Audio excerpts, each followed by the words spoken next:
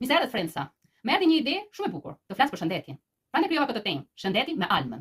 Ne të gjithë do plakemi dhe do ikim një ditë, por synimi është të azjasim, jetën sa më gjatë, edhe të dukemi të rinj dhe më të shëndetshëm. Zoti na ka dhënë kaq shumë ushqime, por ne duhet t'i njohim vlerat e tyre. Asa kemi provu vetë dhe sa informacion kam marrë do t'i daj me ju.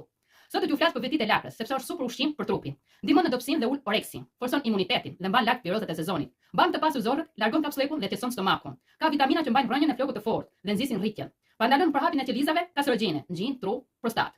Mbron shikimin, ka vitaminë K që qetëson nervat dhe ul ankthim. Ka efekt antiplakje, mbron lëkurën. Dhe në fund, kush dëshiron të fitojë lek në online, më kontaktoni në DM të jap informacion më shumë. Lagra me mish pule. Lagra tradicionale bëhet me mish, po unë sot po ja bëj versionin e lehtë dhe të shëndetshme me mish pule, që e përdorin familje dhe është perfekt për dietë.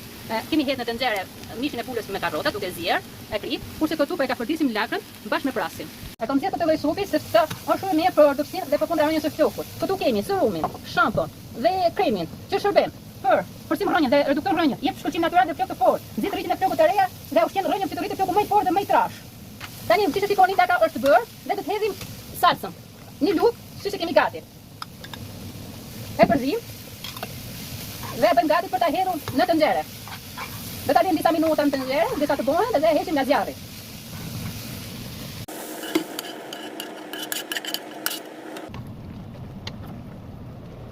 Ja rezultati, o mbarua, tani po e heqim nga zjarri.